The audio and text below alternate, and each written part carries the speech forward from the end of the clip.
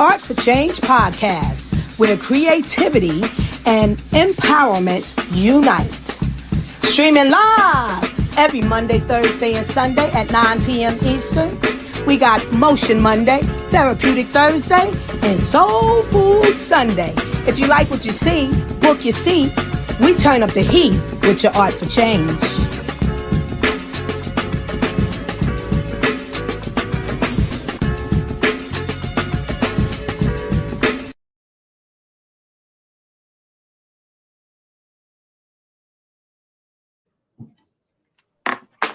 Hey, and we are live. What's going on, art enthusiasts and change makers? Yes, it's another episode of Art for Change podcast. Today is Take Two Tuesday, and I am your host, Mr. Sapiosexual, and my co-host. Hey, y'all already motherfucking know who it is. It's your boy B.U. That's all you got motherfucking do. And keep doing it every day. Every day, all day. Yes. And the queen in the house, Lady Alba, how you doing, love? Yes, Lady Alba's good. Glad to be here tonight, hanging out with y'all. Yes. Everybody, how y'all day been? Let's start it like that. My day, I got, if you could tell a little bit, I got busted in the lip. You let somebody beat you up, boy? Nah, hey, hold on. You got knocked the fuck out. Hey, you would have been bailing me out. He said you would have been bailing me out, brother. I keep that thing on me. See, I ain't doing no more fighting. Me up. I'm gonna shoot your pinky toe or something. Hey.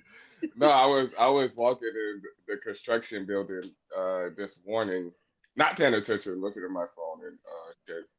And the door opened, and one of the workers hit the corner of my lip. Luckily, not any of my teeth. And I wasn't firing, but it wasn't his fault. So it's like, fuck. You wanted to fire him before that? I wanted to fire that nigga, but it wasn't his fault. But it wasn't his fault. So it's like, like, nigga, you get a pass today, nigga. Yeah, I'm gonna watch him.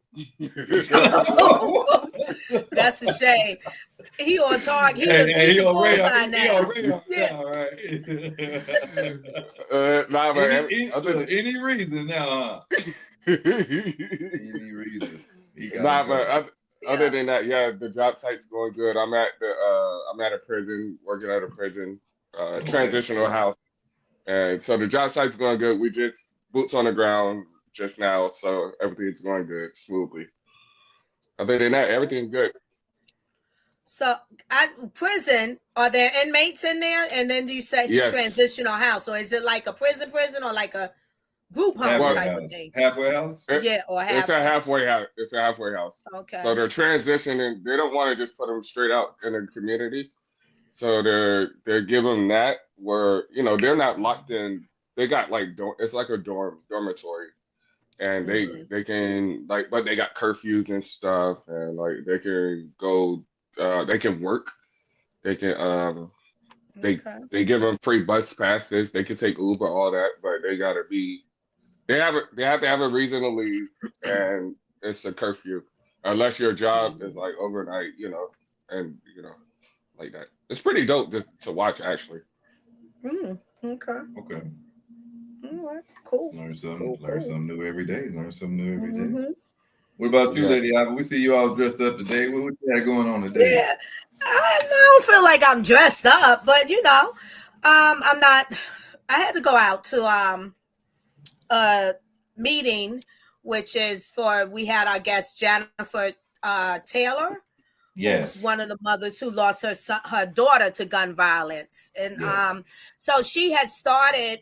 Before that, her as a guest with us, she had started a peer support group.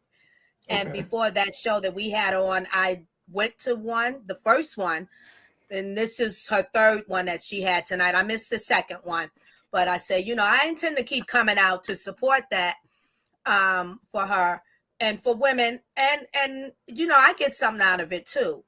Absolutely, we vibe off of women and each other's strengths, and we learn some things, and it's real good. So I figure, for me, the hummingbirds and what I advocate for, instead of just, being so into that. It's always what other women are going through and to be of that support. Yes.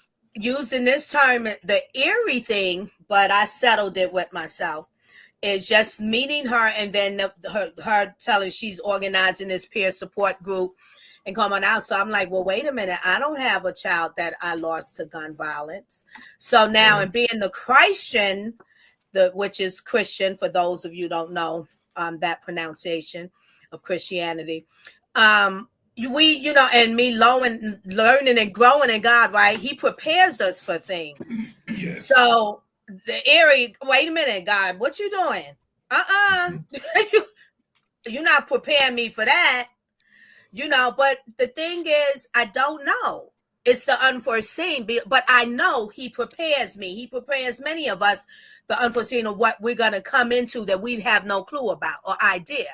You understand, until it manifests. But all I could do is just pray, God, please don't have that preparation for that on my plate and in my life.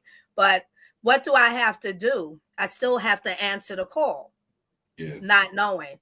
So it's kind of, she touched on that today.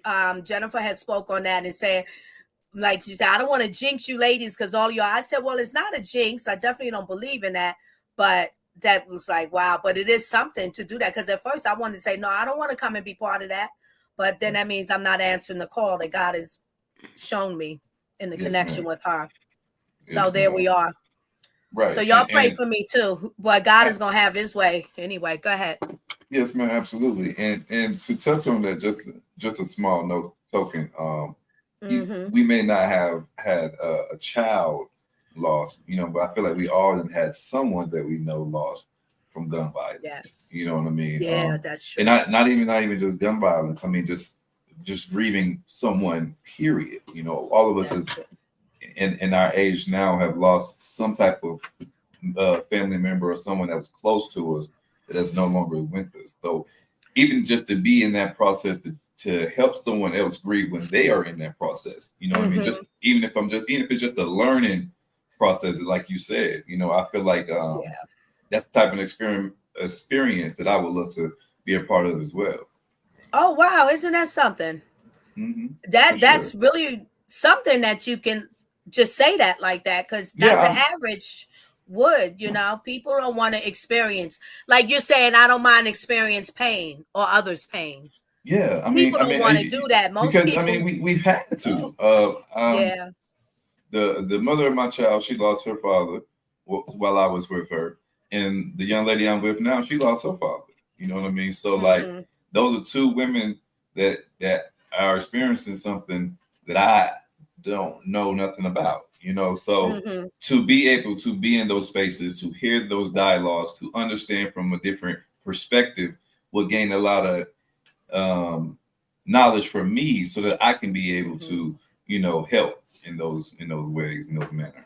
Absolutely. I find it also pulls on your empathy strings and your compassion strings, Yes, and ma'am. Being that you said that, also, I had mentioned to the women today, because a new member came, and this young lady, I didn't even keep her name.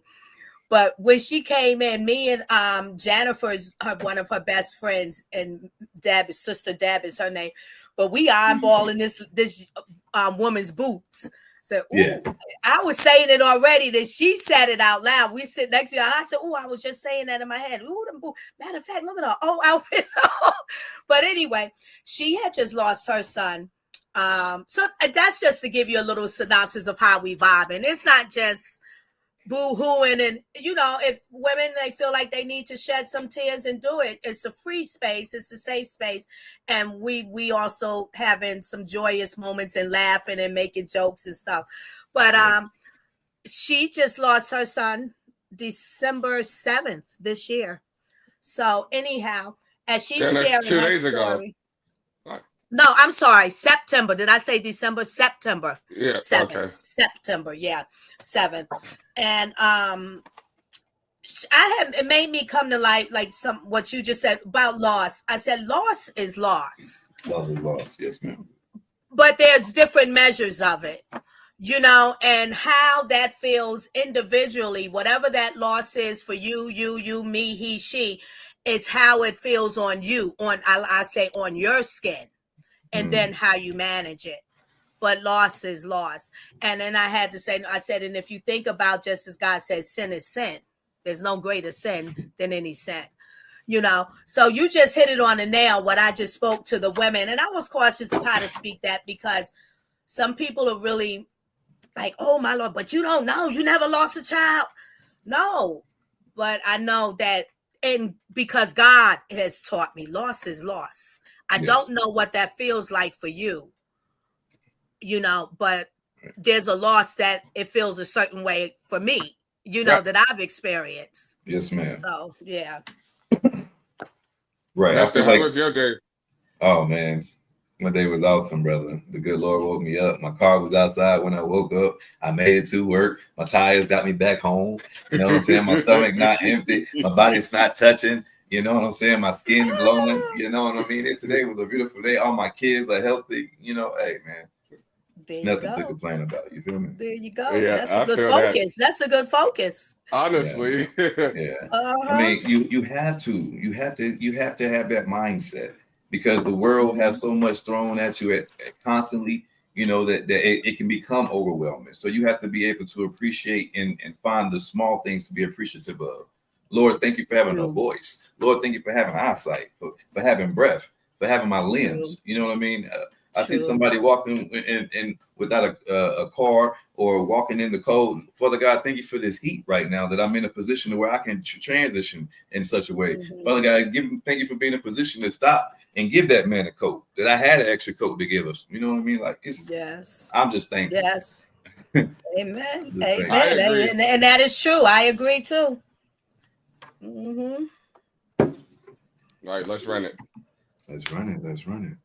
I'm gonna read some of these questions. The question for tonight is communication. We're gonna discuss communication, how to navigate communication, especially when we are trying to navigate a communication with somebody we may have a disagreement with, or somebody that we have a different understanding than them, and we're trying to get them to understand from our perspective. And so we're just gonna go over different dialogue, conversations, and questions tonight, ladies and gentlemen. All right. So everybody have their listening ears, their opening ears, and their be receptive to new information. We're talking about communication. I like to say, put your big ears on. Put your big ears on.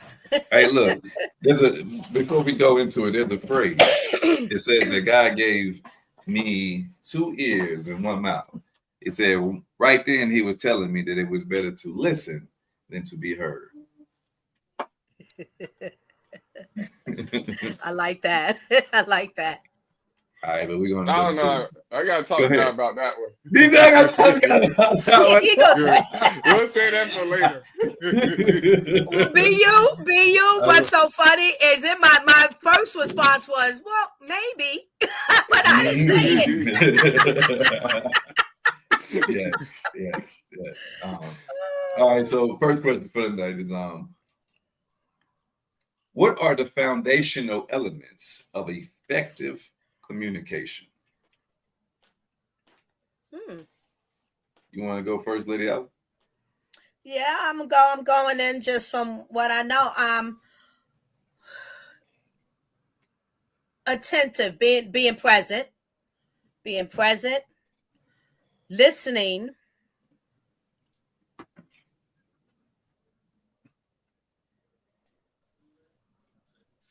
receiving,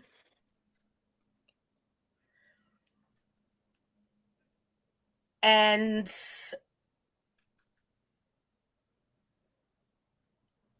I'm going to add in hearing, because then therefore when you get to the hearing, that means now you're ready to put something in motion or respond, have a response based upon what you have received. Those are the 3 that I have. I agree with you. I'm gonna go against the I'm not even going against the presence, because you can be present and not communicate at all. Like, You can be there. What's the saying? In one ear and out the other, like that. So you're not like really paying attention to them, but you touch the other two bases with the other one, which is effective for that. Mine is eye contact. Cal. Eye Ah, contact, because uh-huh. if I see you, I know you're listening to me. Like if we look at like eye contact is a big one for me. Cause like I'm looking to your soul. We talking about God. Hey, I'm looking to your soul. Yeah, but eye contact is mine. And the ones that Lady Alba said. So I have to repeat myself. Okay. We can't hear you, mister. You muted. There you go. My bad. So eye contact is your big one. That's the biggest one because if I'm looking at you, shouts out right there. Happy birthday. I'll give you a shout out at the end of the show. If I'm talking to you and I know you're not listening, like, or you're listening, you're not understanding what I'm saying because you're looking around. I need you. Because you looking around. What are we talking about? Practice? Like, come on. So you gotta be locked in with you, bro. Yeah, we locked in. That way we both know we understand each other. Like, to be, I know it's funny, but like, I'm being honest. Like, yeah. That's a big one. You absolutely feel that someone is paying attention to what you're saying whenever they're giving you their undivided attention. Absolutely. Montana Cobain stepped in the building, y'all. I had to leave. Look, why the picture look like that? That's Kodak Black. Oh man, Montana. What's happening, Montana? What's happening? What's going on, my people? What's going on? I was been on, man. I just got off. God damn it. Shit. Okay. Yay. You want me getting that back late night. Yeah, man. I love it. Hey, you're off tomorrow, though, so you're good. Oh, God. I'm finna go home and poof. I get hit out of the court, What? Finna go home and get drunk. But we talk about communication, Montana. So the question was, what are the foundational elements to an effective communication? What's your opinion on that, brother? For me, I know Lady Alva hate that for me stuff, but for me, if I'm talking to another man, look me in my eye. You know what I'm saying? Look me in my face. Like, don't be looking around.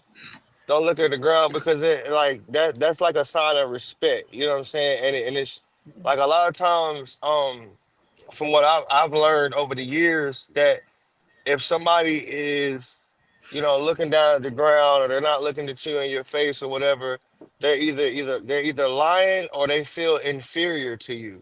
You know what I'm saying? And my pops and them raised me to look a man dead in his eye when you talk to him. You know what I'm saying? Let them know, hey, I'm standing right here with you, whether you're bigger or smaller. So That's funny. That's how I feel about communication from man to man. It goes kind of the same thing for me for women too. But I'm kind of contradictory of that because sometimes, you know what I mean, like. You meet that really, really pretty girl or whatever, man. Like they started like, man, why you not looking at me?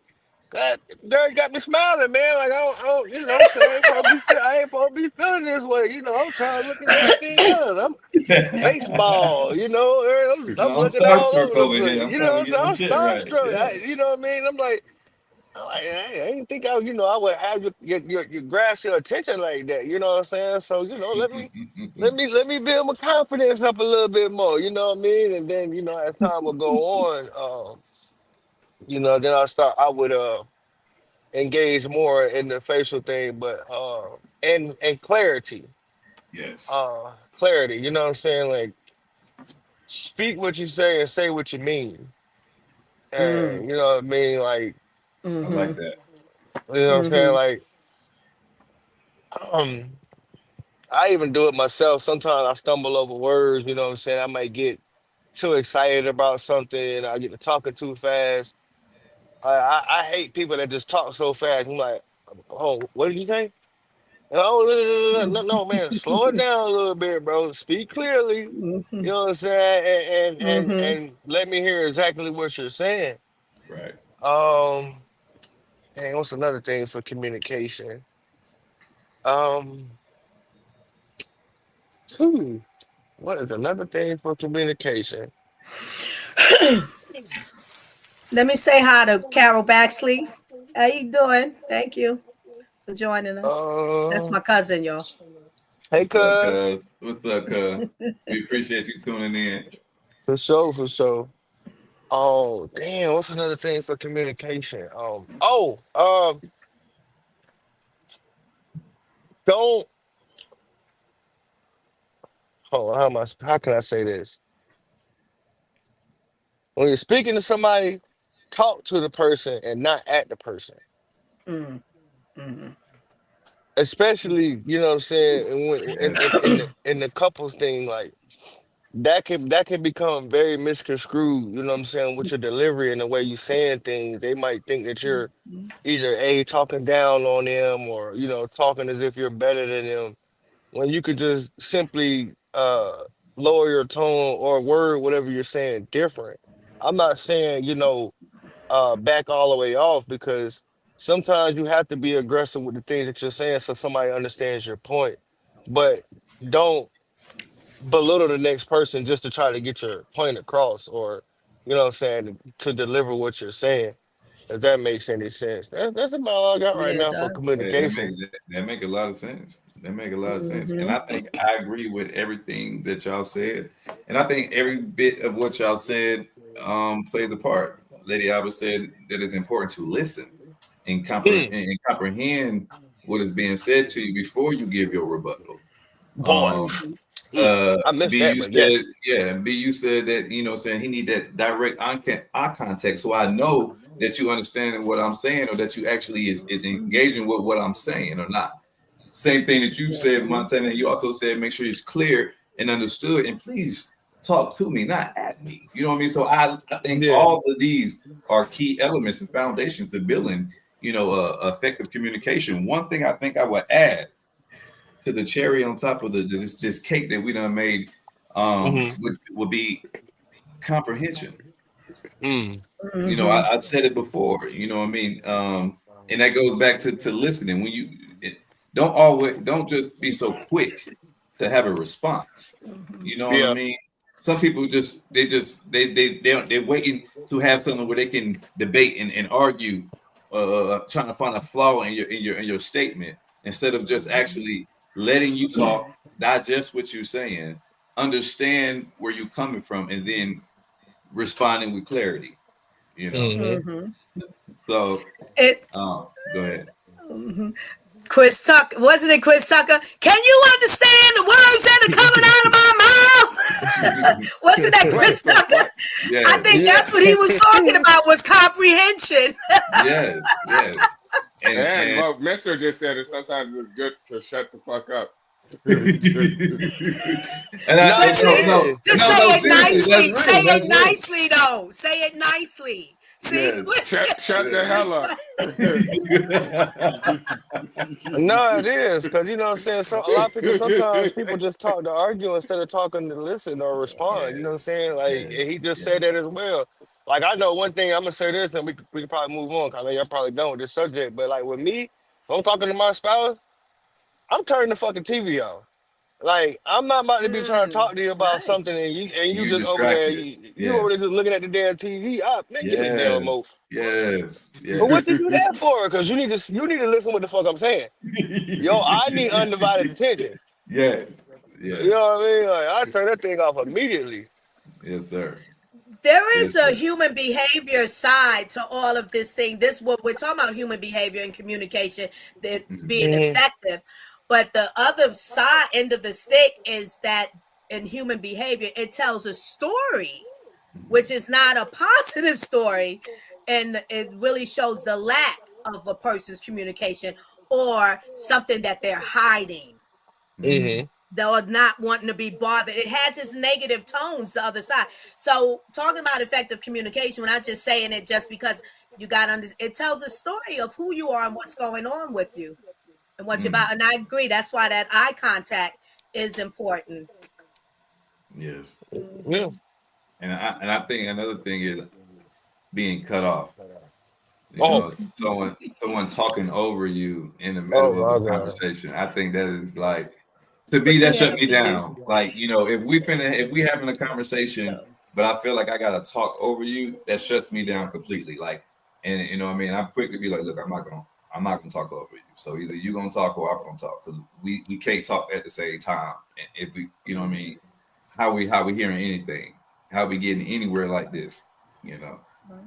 And deflecting, I feel like ownership and accountability is a big thing in communication. A lot of times when someone is communicating, they like to deflect and, you know, oh, well, hey, look, I need you to get here on time, Johnny. Oh, well, Susie don't ever be late. Well, hold on, Johnny. We talking about Susie. We talking about you, Johnny. You know what I mean? So, like, you know what I mean? That's what I mean when I say deflecting. You know, I think taking accountability is a big step in effective communication as well. Mm-hmm. So I have a question to what you just said. So we're talking over, and I love this topic because it's the art of communication, because it is art to it, and you have to practice it. And where some of us, you know, wherever your weaknesses and strengths are, you know, and I like to practice my weaknesses.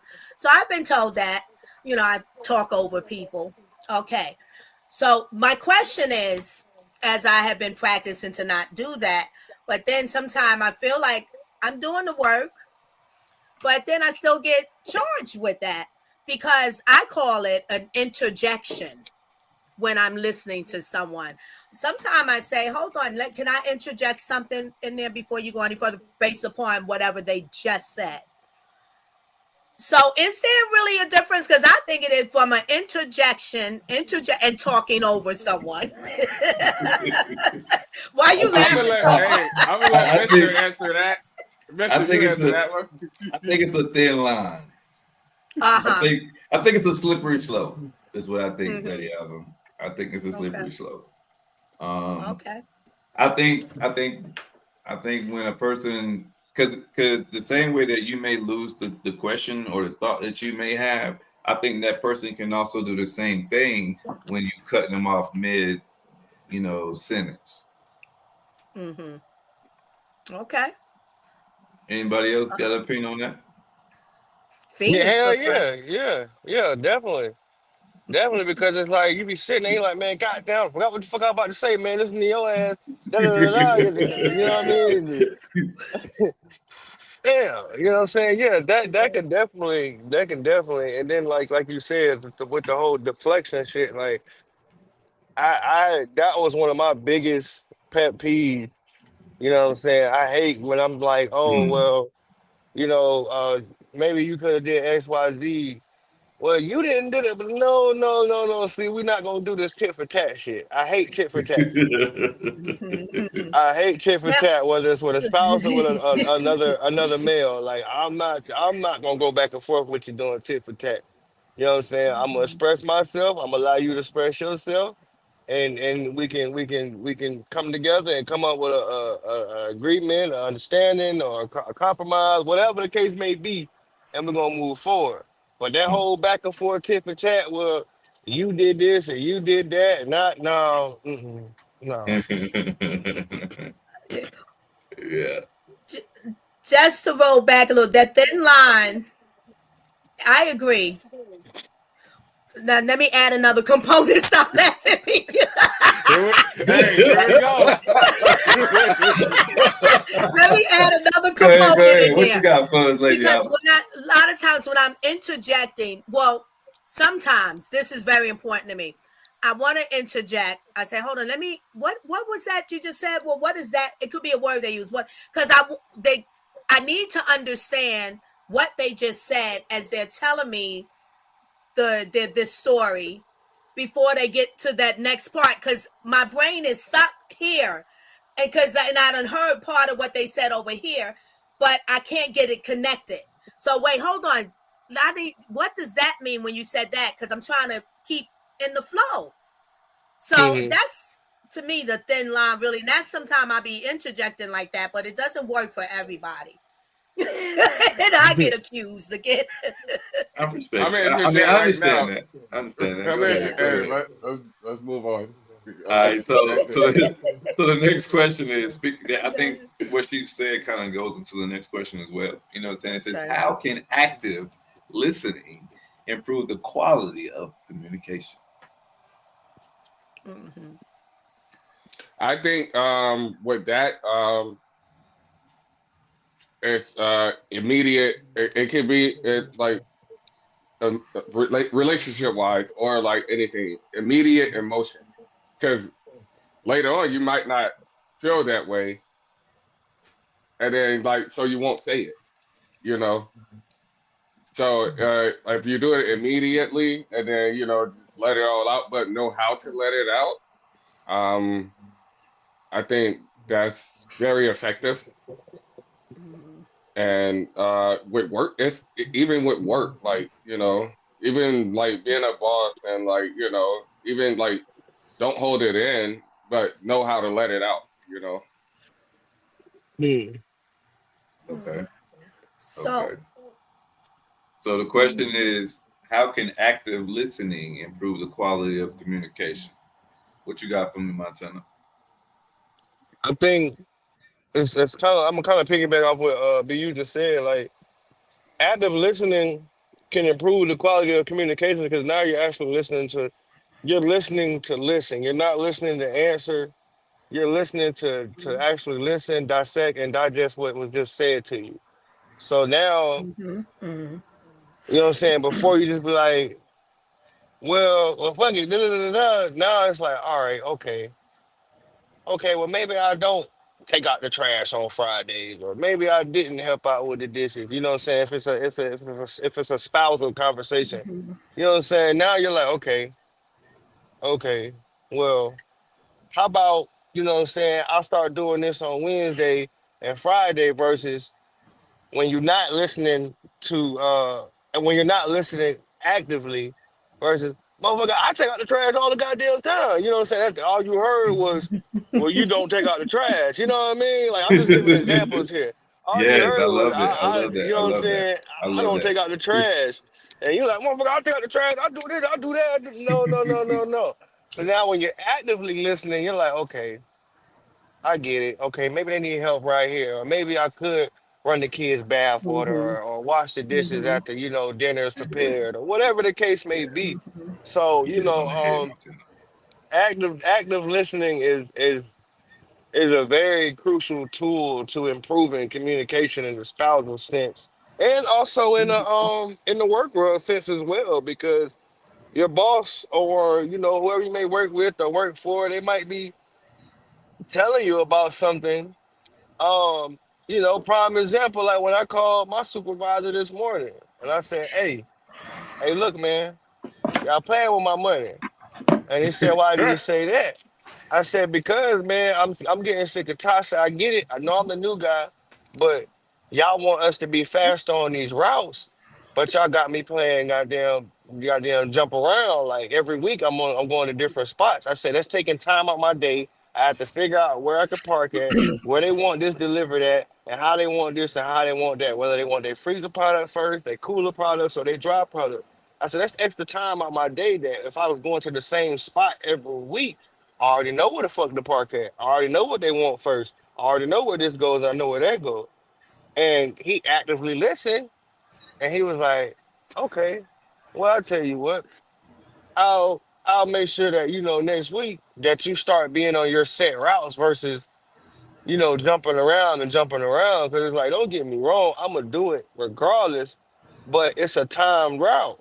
You know what I'm saying? They expect for you to be done in a certain time, and like if I'm not done because I'm jumping around. I don't know where the fuck I'm going. You know what I'm saying? But I said all that to say he actively listened and he let me get my point across, and he made his he made his adjustments, and now next week I won't have to worry about no shit like that. You know what I'm saying? From here on out, I'll be on a set route to where I'm going to the same places. So active listening helps out a whole lot in communication. I have to agree with you, brother. And I feel like you Agree. hit it on the head. Like I it's nothing that I can say to elaborate with what you said that is going to make it any better. Like um, Yeah. what you said hey, listen, listening is key. Mm-hmm. Like I said in the beginning of the show, God gave you two ears and one mouth. Right then, He was Facts. saying it's better to listen than to be heard. You know what I mean? I feel like you learn more and when you are quiet and you're just observing and you're just paying attention. Sometimes, even when people are calling you, sometimes people are calling you just a bit and they don't even want a solution. They just want to get it off. You know what I mean? Facts. So, you know what I mean? I feel like listening is a very essential key component to having quality communication. Absolutely. Mhm. The way I think about this question, it's a good question, is to not be active in my active listening, if Mm-hmm. that makes sense. So to not be active, which I'm speaking to myself, is sometimes because it's a challenge. It feels hard sometimes in communication with different folks, and I'm hearing something that just don't make sense. It's just always is dumbed down too much, so my body is active in that. My Mm-hmm. breathing, I have to say to myself to not be active, just let my listening be active, not my, like BU said, my emotions. I Mm-hmm. have to say breathe and okay, just listen and breathe. I'm doing breathing exercises and I'm just trying to be non-active or non-reactive in the active of listening. And it is difficult, but and that's judgy too. You can put, because I'm fine tuning everything, every little word and everything and how they pronounce it, all of that. Like but it's a component of me I can't like actually help. Like my brain does that, Mm-hmm. but I think and believe that I can listen actively and not be active in the listening. Agreed. Understood. Understood. Mhm. If everybody done touched on that, we're gonna move right along. What techniques can be used to express disagreement without escalating the tension? Mm. Mm. Hey, what? Can I can curse, right? We said earlier, let's shut the fuck up or shut the hell up. You like that's a good technique. If you, hey, what your mom used to say, you ain't got nothing good to say, don't say Say it. don't Hey, say nothing. Oh That's yes. true. That's true. That's very hey, y'all true. got the floor. That's all I got. But I we know like what B you gonna do. B you gonna be like, hold up, hold the fuck up, hold Hold the up, fuck hold up. up. Hey, I'm working on me. Hey, don't get it wrong. I'm working on Yes, All you right, are. I'm all just, I'm right, just all Yes, you fucking right, with are. you, Yes, brother. you are. all right. I'm fucking with you, brother. me. But no, like B you hit around the head, man. Like honestly, to the best way to what with the best technique to show a disagreement in the most civilized way is to actually just shut the fuck up. Like Mhm. I know me, you know what I'm saying? Sometimes I'm like, okay. Hit one of those. I might hit one of them deep breaths, or you know what I'm saying. I used to have a real bad problem with holding my tongue, and I become a whole lot better with that. Mm, I might hit one of those, and you know what I'm saying. If I hit them, yeah, motherfucker, I don't agree with a goddamn thing you saying, nothing. But you know what I'm saying. I'm gonna let you roll with it. Let you go about your business. You know what I'm saying. Yeah, you saying 2 + 2 is 18, but okay. All right. All right. Yeah, that's I really have all I got for that one. Go ahead. mm, I have two things. One is to be non-responsive. so it doesn't escalate. Another is to just be vulnerable in it and honest that, listen, I disagree with what you just said.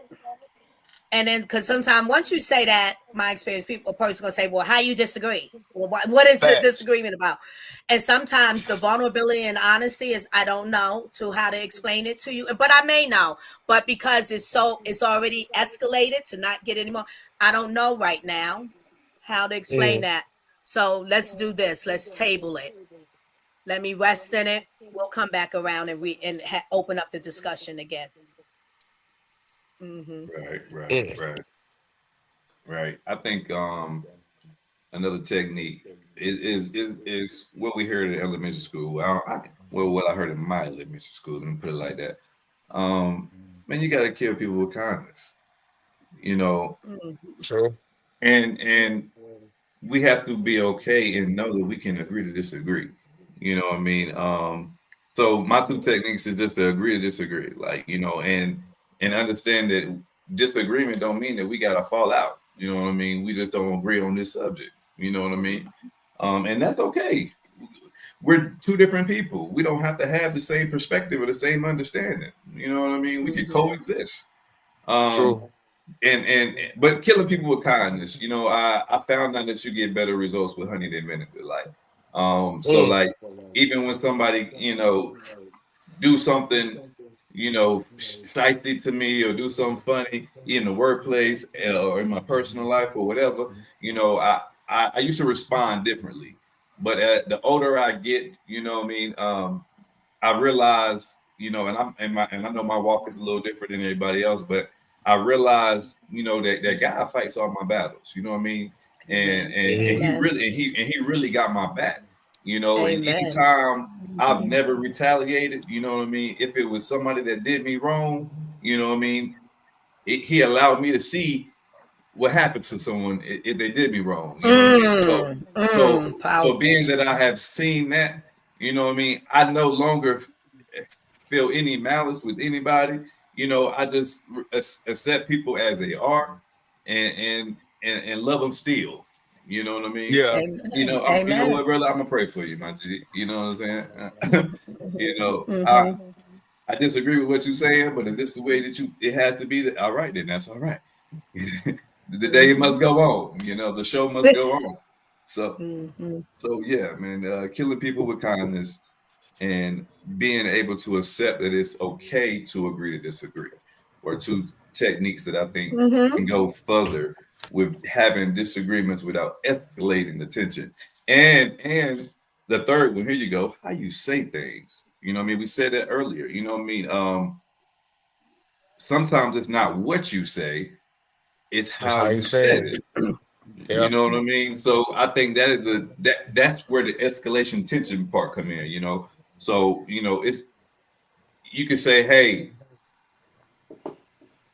man, you always coming in this motherfucker late. Nah, you coming this late motherfucker time, man, you fired. Ain't nobody gonna receive energy like that. You know what I mean? Nobody's gonna receive energy like that. But it'd be like, hey, look, John, man, hey, look, we all got things that go on. I understand that you may have things that's going on, but listen, I can't have you being late no more. I'm gonna have to do something. Yeah. I can't let everybody see that you just get the kid to come in late and nobody else do. If he can't receive that, then he got to go anyway. You know what I mean? You know what I mean? So you saying the same thing. You saying, look, bro, you ain't got but one more time to come in this motherfucker late. But it's how you delivered it. You know what I mean? So I think, you know, it's not what we say, it's how we say it. So, hey, I ain't gonna lie, that last delivery that I give is gonna be a little. Hey, you gotta get the fuck out of here.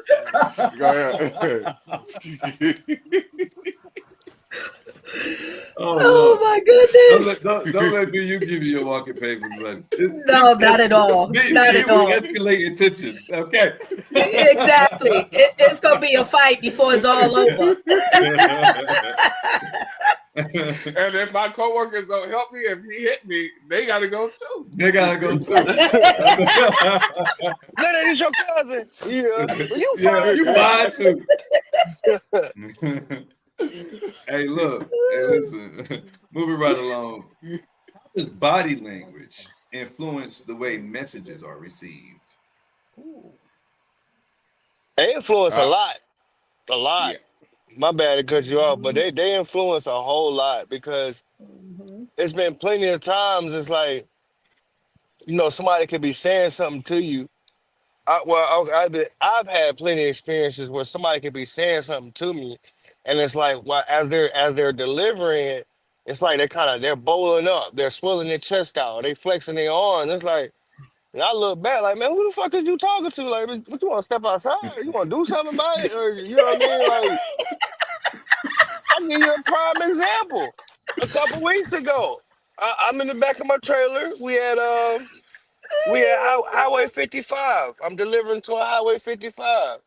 And you know what I'm saying? I was behind on the route. So my supervisor pulled up on me to help me. You know what I'm saying? Trying to catch me back up on the route. So I'm throwing the little boxes of the burger patties. I'm not even throwing them 2 feet. All I hear is, "You better stop throwing my fucking shit like that. Know what the fuck is wrong with you?" Look, stood up. Now my supervisor, he looked just like Luke Cage. He like 6'4", maybe 230. You know what I'm saying? He a big bald head black guy. So I said, man, who the fuck is he talking to? He said, He told him, nope, nope, nope, don't do it, don't do it. And I'm just looking like, I said, man, so what the fuck, like, what I'm supposed to do? Just not say nothing? He said, no. He said, man, it's not Mhm. worth it, man. It's not worth it. You know what I mean? And like that body language, because as I look back as he's finishing off his saying, you know what I'm saying? He moving his head side to side. He bouncing them shoulders and waving that one arm. Like, bro, I come out this trailer and give you that work and go back to work.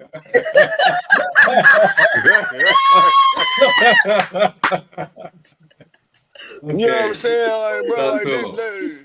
it's a way, you know what I'm saying? It's a way to go about things. All you had to say was, hey man, hey, please don't be throwing my burger boxes like that. You know what I mean? You could mess up the pack. Okay, cool. You know what I mean? I would have. Mhm. My bad. You know what I'm saying? I'm just trying to, it don't even matter what I was trying to do. I got you. I won't throw them no more. You know what I'm saying? In the Mhm. end of the story. But you coming at me, Mhm. you know, what you better watch what you fucking doing. He bounced. Damn, I wish y'all could see me. I'm gonna have bouncing around in the front seat. But you know what I'm saying? He bouncing them shoulders and waving that arm like, I'm just looking around like, bro, who the fuck is he talking to? I felt like Medea. Get off the box, Rosa. Like, you know what I'm saying? Like, for real. Like, it was about to Mhm. be that deal. Hey, but man, that body language shit, man, it goes a long way. You know what I'm saying? I just Yes, gave a sir. negative example, but in a positive Yeah. example, as Mister was just saying, you know what I mean? Like, as he's talking to John, like, hey, Mr. John, I can't keep allowing you to come in late. You know what I'm saying? Everybody's saying that, man. That's not a good look. Next time, I'm gonna have to write you up. You know what I'm saying? If he's saying Mhm. that, and he's calm. You know what I'm saying? He's not using an angry voice. You know what I'm saying? His arms are not. You know what I'm saying? He's not waving his Right. arms in the air. You know what I'm saying? His body's relaxed.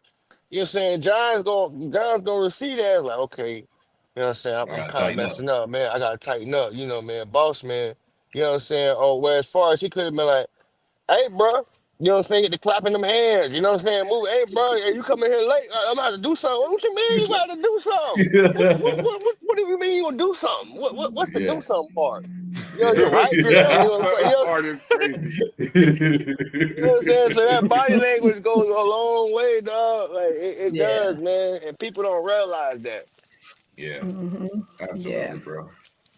I ain't got Yeah, nothing Mhm. man. to say. I agree with Montana. I have nothing. Yeah. He said Yeah. everything I would have said. Hey, Yo. Montana on that shit tonight. Go ahead, lady. I'll let you Yeah. have for Yeah. My body language has been, it's not as much as it used to be in my Mhm. face. I talk with my hands, but I'm not, unless I'm aggressively talking to you, then you can see the aggression coming through my hands because I might get a little closer. But Mhm. my body language is in my face. And, Mhm. for as a mother, to friends or strangers, you hear something somebody say and you think is dumb and you look at them like, what you say? what was that? You know, right there. So the person, and there's no way you can say, no, I don't mean that, you know, you making them feel dumb. Like, when you making faces. So I started to, and people have told me that, and I started to look at people, observe people who can talk to you, kill with kindness, and be smiling at you like this. You know what? And even be saying, if you don't get the fuck away from me right now, you know that. The whole damn time. Yeah, and be smiling. Yeah. Please, just get the fuck away from me. You know, like, whoa. And it really catches, when I've encountered stuff like that, it really catches my attention. Yeah. Like, oh, okay. I'm like, oh, okay. You know, they didn't give me any aggression for me to come back with. And then when a person doesn't have facial expressions, that they can just say, now, you know what you just did. I have a cousin like that. That's silly what you just did. You know that, right? And I've literally studied her, and she says it just like that. But her silly is so profound.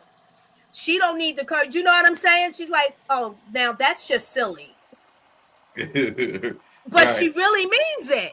Like, as if someone's like, that's fucking stupid. You know, coming out like that. So I've tried to learn how to not have so many facial expressions to make people feel bad about what they said, or, you know, things like that, and deal with it. And also those facial expressions, I can cause some negative energy towards myself because of that. And I'm not even looking for that. Yeah. You know. Yeah. Yeah, I think I can contest to that, because my face do what the fuck it want to do, and I have no control over my fucking face, and it get me in trouble. And sometimes my face be reading shit that I don't feel like. This shit be like, motherfuckers be like, what you mad at? I'm like, I ain't mad at nothing. I'm chilling. Like, it's a good day. The Lord don't want me. I'm happy. But my face be saying something totally different. So like, I don't know. Like, so yeah. So I don't know what to do about that. But yeah, it body language is a real thing. And women and people have felt a certain type of way or energy towards me because they felt like my face was rounded up when I didn't know my face was rounded up. You know what I'm saying? You know what I'm saying? I done been places, you know what I'm saying? People looking at me like they want to do something because they said I'm looking at them like I want to do something. And I was like, well, shit, nigga, I'm just here. You know what I mean? But if you want to do something, we can do something. You know what I mean? Like, you got the resting bitch face, bro. I got the resting angry face, bro. I guess, yeah. I got that, bro. I have that. Yes, absolutely, man. What role does empathy play in understanding different points of views? It's my big one. My big one, because you gotta be able to empathize with somebody to understand where they're coming from. You know, I spoke about that in the episode. Way back. You know what I'm saying? Like not empathizing with my spouse and just like, oh, that's nothing. Oh, you choose to be this way. I think it was about her mental, her mental state. You know what I'm saying? You did say that, yeah. You did. I wasn't empathizing with that. You know what I'm saying? And when I started being empathetic, like, it helped out with the relationship and the communication a whole lot more. Because now I was more understanding. You know what I mean? So, yeah. Just to piggyback off that, it's more of it becomes a respect thing as well. Like, okay, you understand where I'm coming from, pretty much, and and that's deep. Like, understanding, people get understanding mixed up. If you don't understand me, like, if you understand me and you know me, like, that's like a bond. So if you're not empathetic towards my situation, then it's like we're like this instead of like this. We're just here. That's good. I like what you said, because I'm thinking empathy differs because it cuts through the surface. Yes. You get to understand the other layers, just what you said.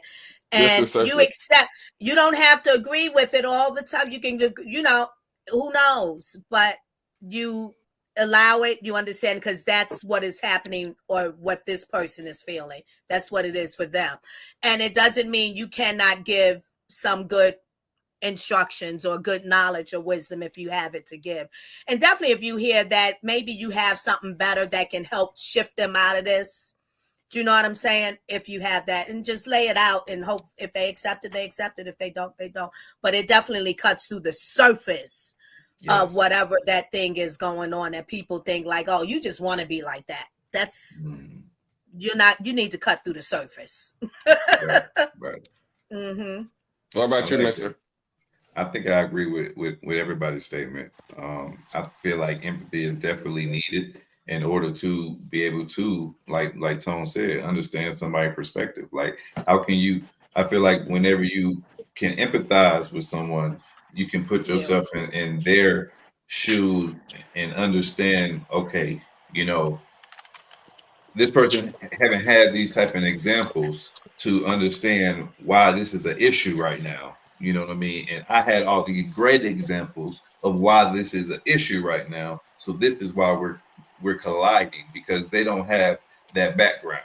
So if I'm not empathizing with that, then I'm just sitting here feeling like they can't understand, and or they just stupid or whatever. You know what I mean? Not understanding, like they didn't have the capacity to think like this because they have never been taught to think like this. You know, so that's where that empathy comes in. For sure. You empathetic towards me? I'm empathetic towards everybody. Absolutely.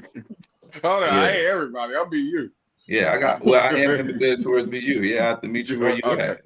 Yeah. Right. I have to accept you as you are. I love it. Absolutely.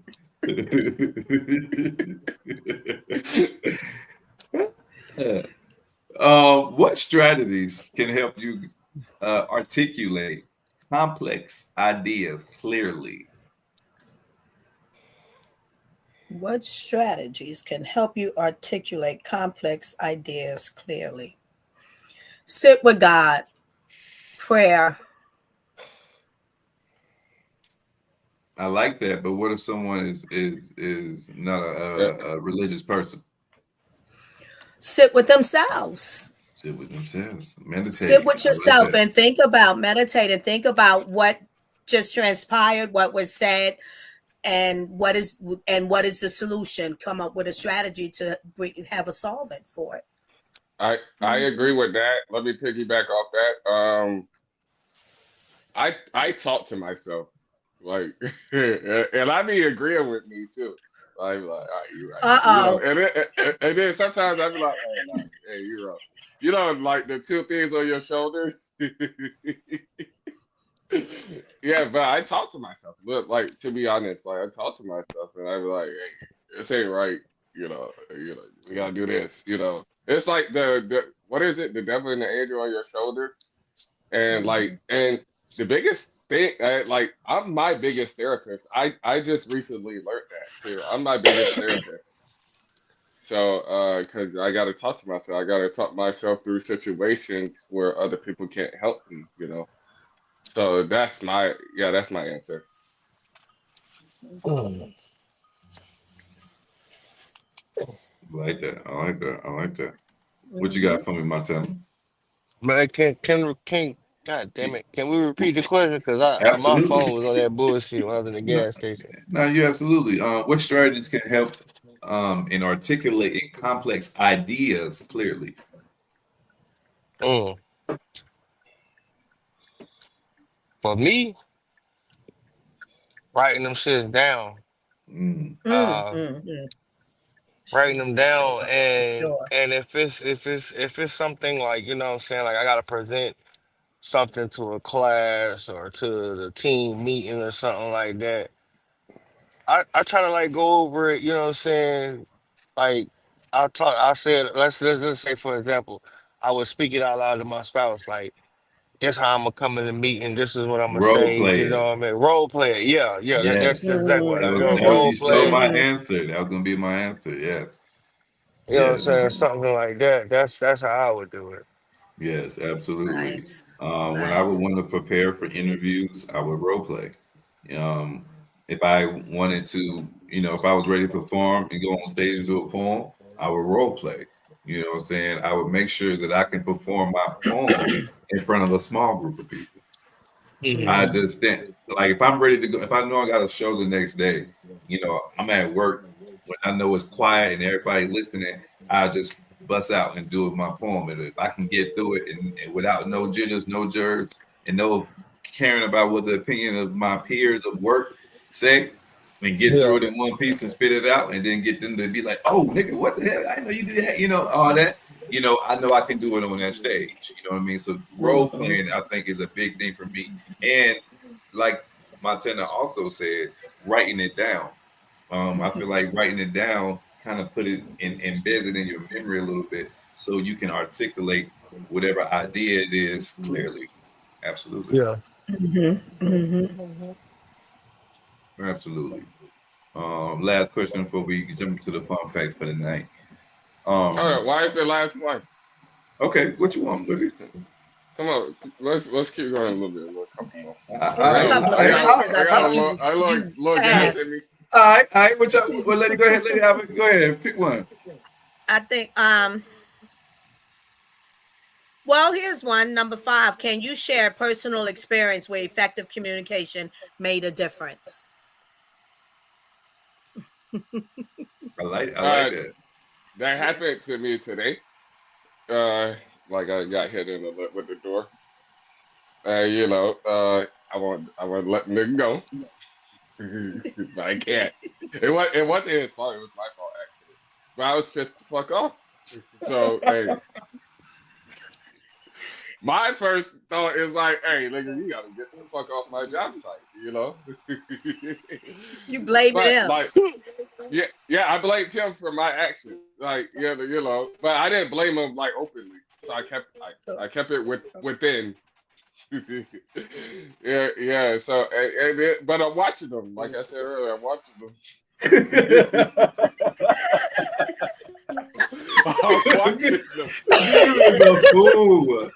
He's dangerous. No, he's dangerous. Somebody send a memo to your job, to your employees, and say, "Stay clear of BU. Stay clear of your boss, because he's dangerous. He coming for you." And I brought donuts this morning. Hey, what? But yeah.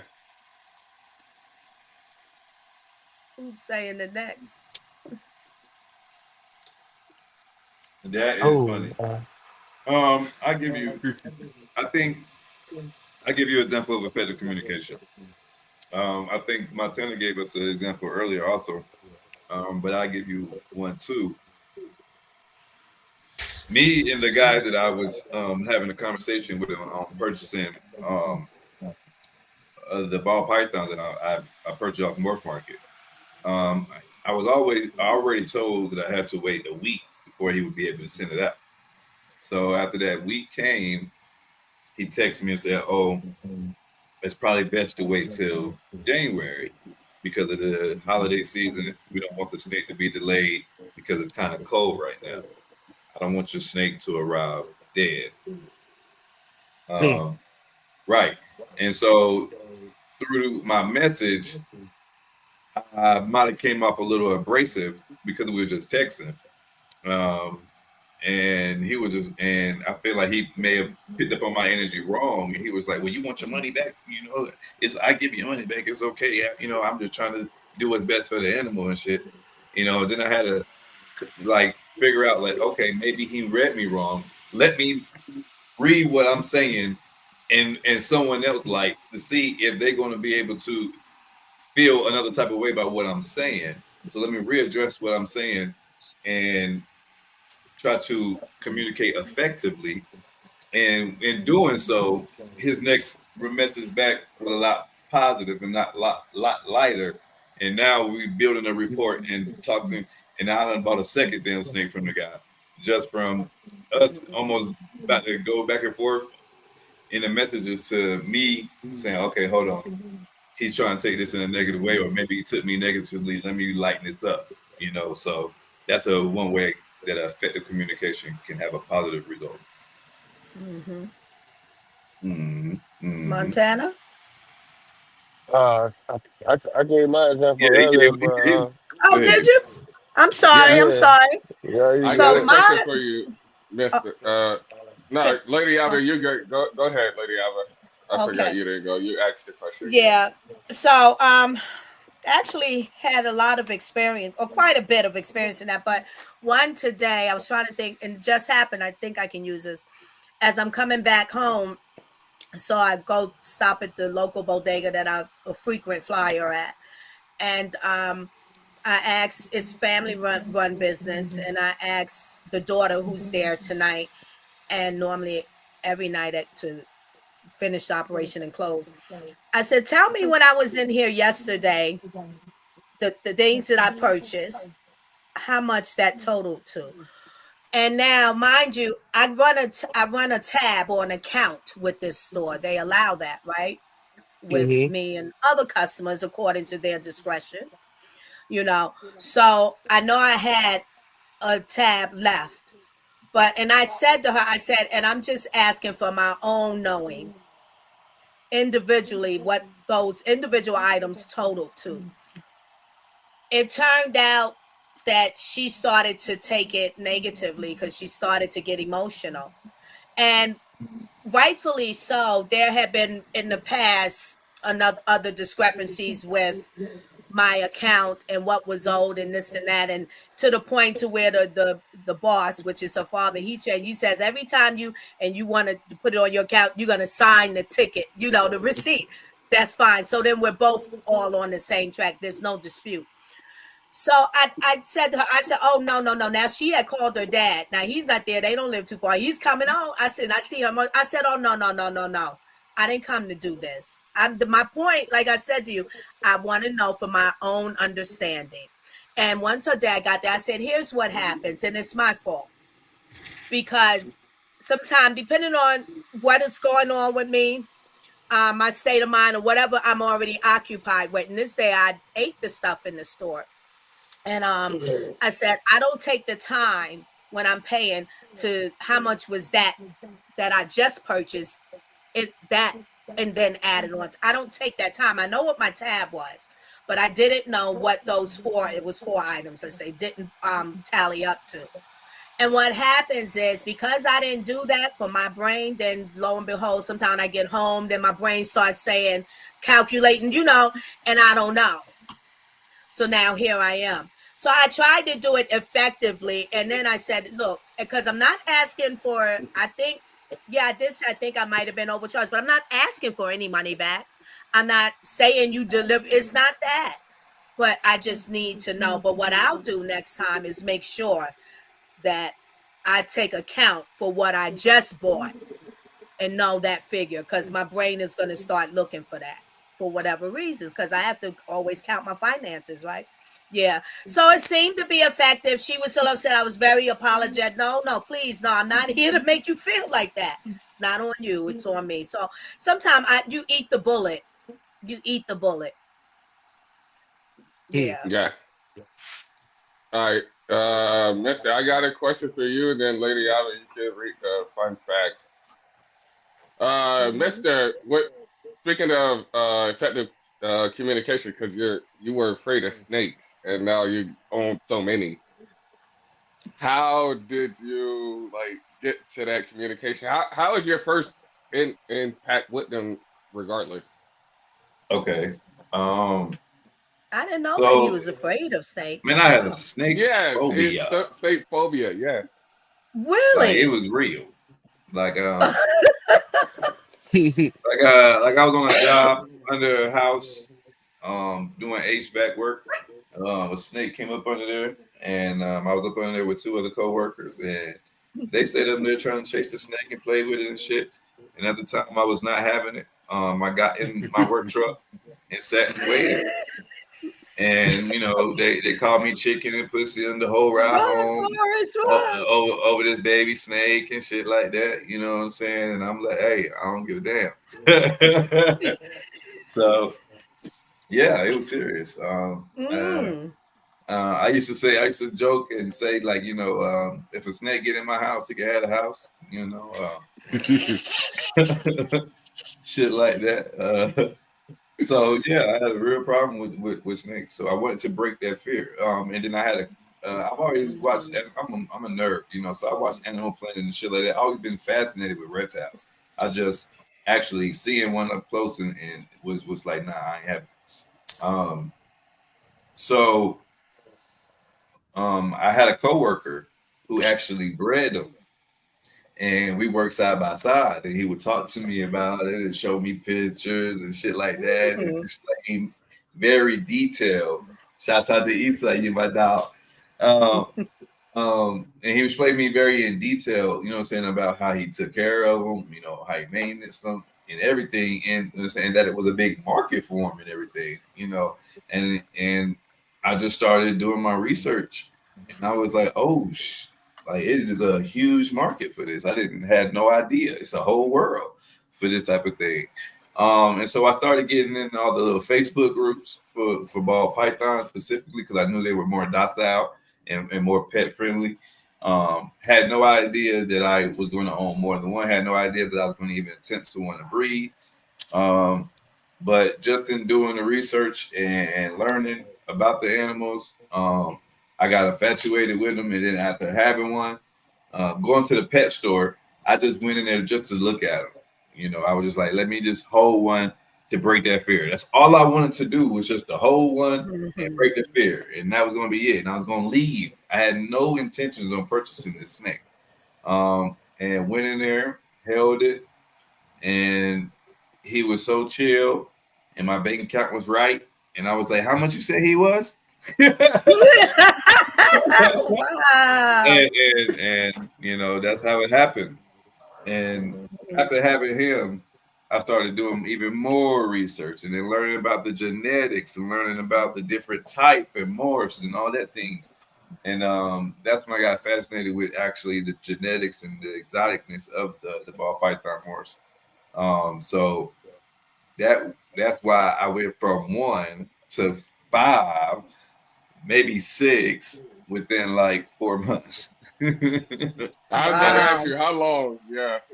Within like 4 months, and it's crazy because like I say 6 right now, possibly. Well, no, it ain't no possibly. It's 6 because we've already done damn near agreed on it. But I still need 3 more for what I want to do. Does this I'm saying fit your what you just told us? So you took your fear and turned it into profit. Oh yeah, definitely. Well, I ain't turning it into profit yet, but it's gonna be profit soon. Well, profit. You can profit without it being a monetary profit. Absolutely, but definitely profit fits for you yes, across the board because before monetary is going to be, so it fits for you across the board. Yes, ma'am. Absolutely. Well, you said that right. I like how you put that. And yes, ma'am, profit is not always monetary. I'm glad that you helped me remember that. Thank you. Amen. You're welcome. Because I gained a lot of knowledge. You know what I mean? That's profit in itself. Absolutely. You know what I mean? I feel like I could actually, you know, so it's a guy on TikTok that I watch his live, and he has 57 snakes. I don't know if I'm going to own that many unless I'm the babies that I'm having that's going to be selling. But actually, he actually owns these. Like these is personal though. He ain't selling them. I don't think I'm gonna own that many just personal. But nevertheless, he does like presentations for schools, for exhibits, and things of that nature, and he get paid that way. You know. So I think I'm a little. I'm not an expert by no means, but I think I'm knowledgeable enough to do some presentations, especially when they big enough to to actually show off where they're not going to be spooked. You know, right now they babies, so right now anything spooks them. But 2, 3 years, 5 years down the line, when I'm more educated, they're bigger and looking luxurious. Oh, absolutely. You know what I mean? That's another avenue right there. And I still got kids in school, so you know. That's different things that you can be doing. Yeah. Awesome. So profit is the real thing with that. Lady Alva, you want to run through some of those fun facts for us? Well, you can run through all of them if you want. All of them. All right, y'all. Fun facts and historical events associated with art. December 9th, 1895. The Lumiere brothers presented their first public screening of films in Paris, marking the birth of cinema. Hey, 1895. God, dog. 1930. Yeah, yeah.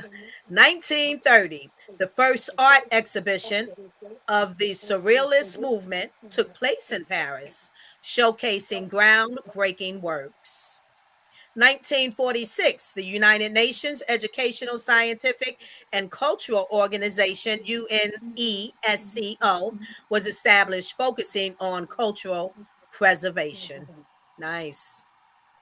1965, A Charlie Brown Christmas, the first Peanuts TV special, premiered, highlighting animation as a storytelling medium.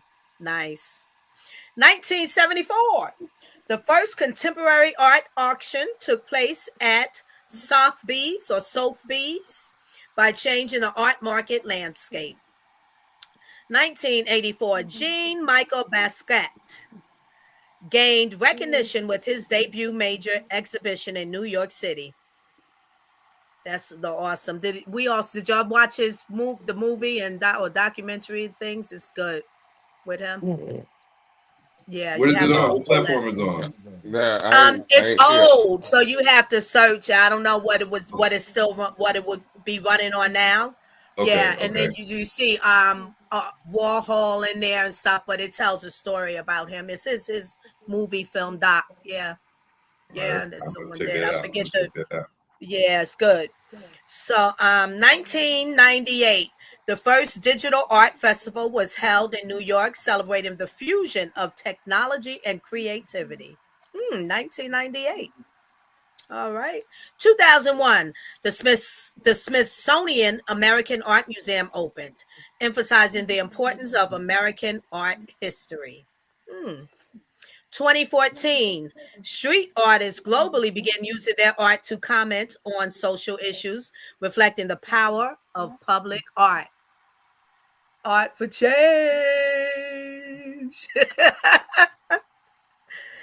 Where am I at? Wait, hold up. I just lost my space. 10.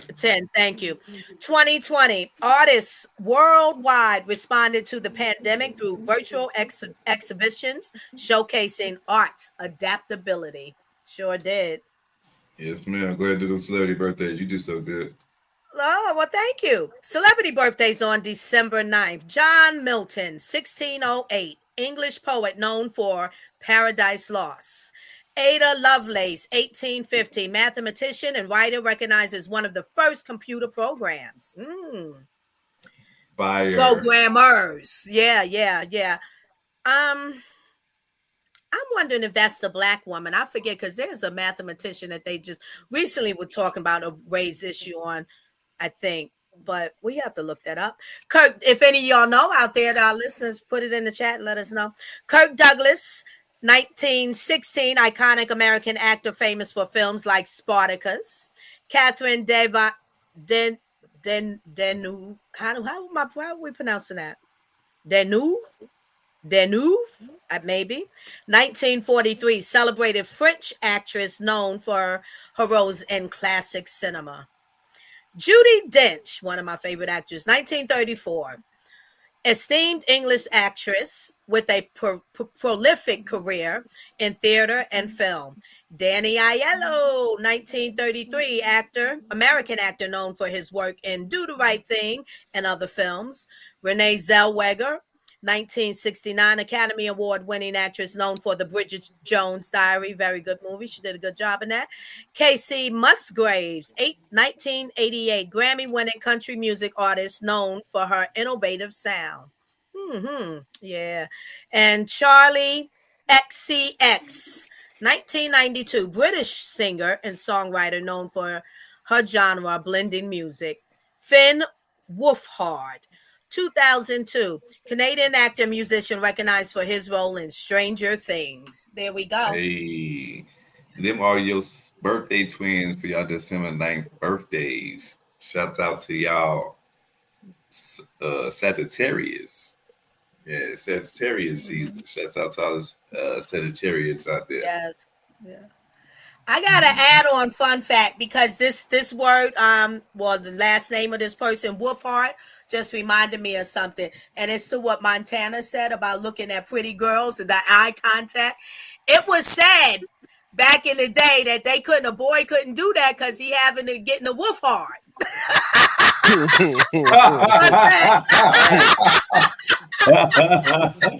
Look at that. Guilty. I can't look at it because my thing getting hard. I can't do it. I'm guilty. I'm guilty. Lord. They said back then, I'm getting a boner. Can't do it. She's talking about why are you not looking at me? Nah. Hey, you do something to me, baby girl. Start cheating. All right, Man, so I'm- add on to the birthdays. I want to shout out our merch lady, Roxanne Big Rock. Hawks by Roxy. Today's her birthday. Yeah. Yeah, we Happy appreciate birthday. December 9th. Happy birthday, we appreciate Roxanne. everything you do for us and everything. So shouts out to Big Rock. Shouts out. For sure. For sure. All right, man. Anybody got something positive for the people before we close out? Yeah, I'm gonna use. Hey, don't be me. Oh, Be go you. ahead. I'm sorry to interject. That's okay. I'm gonna say what you enlighten me with is turn your fear into profit. Turn your fear I like into that. profit.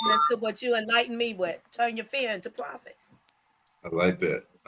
Turn your fear into profit, ladies and gentlemen. Yeah. What you got for the people, Paul? I call you Paul. What you got for the people, Montana? Man, How Paul chin up, doing, man? chin Shouts out up, to Paul. chin up, chest out. Speak what you say and say what you mean.